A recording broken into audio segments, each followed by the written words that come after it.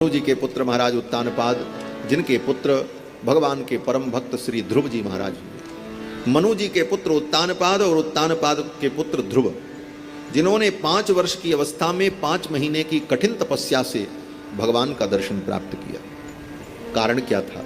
कथा आपको मालूम है। कथा तो बहुत कहना है, मैं कहाँ तक कहूँगा। आज तो समुद्र पार करना है, समुद्र तैरना है तब वहाँ तक पहुँच पाएंगे जहाँ तक पहुँचना है, लेकिन पहुँच जाएंगे, आप चिंता मत करो। तो छोटे मोटे स्टेशन पे गाड़ी नहीं रुकेगी। आज जो है एक्सप्रेस गाड़ी, शताब्दी एक्सप्रेस चलेगी तो फिर सब जगह थोड़ी रुकेगी, फिर तो गंतव्य तक पहुँचना ही है।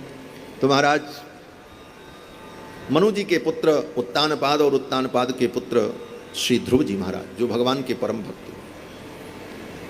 ध्रुव जी महाराज 5 महीने की तपस्या में भगवान का दर्शन प्राप्त कर लेते। ये सतयुग की घटना है। कारण क्या बना? बोले सौतेली माँ ने इनका अपमान कर दिया। सौतेली माँ के अपमान जनक शब्दों को सुनकर हृदय में वेदना हुई और सौतेली माँ ने यही कहा कि तुम पिता के उत्तराधिकार को नहीं प्राप्त कर सकते। क्यों? सौतेली माँ ने कहा तुम मेरे गर्भ से पैदा नहीं हुए इसलिए।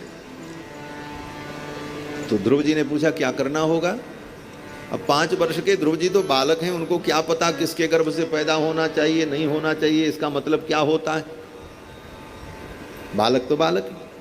लेकिन सौतेली माँ सुरुचि ने कहा कि न गृहीतो मया यत्तम कुक्षावपि नृपात्मज, तुम राजा के पुत्र तो हो लेकिन मेरी कोख से पैदा नहीं हुए, इसलिए पिता के इस सिंहासन पर बैठने का तुम्हें अधिकार नहीं।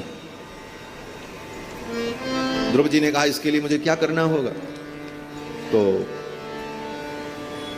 सौतेली माँ ने कहा तपसाराध्य पुरुषम, जाओ जाकर के तपस्या करो और तुम्हारी तपस्या से भगवान परम पुरुष नारायण प्रसन्न हो जाएं। तस्यैवानुग्रहेण में, और उनका अनुग्रह प्राप्त करके उनसे ये वरदान मांगो कि गर्भे त्वं साधयात्मानं यदि इच्छसि नृपासनम।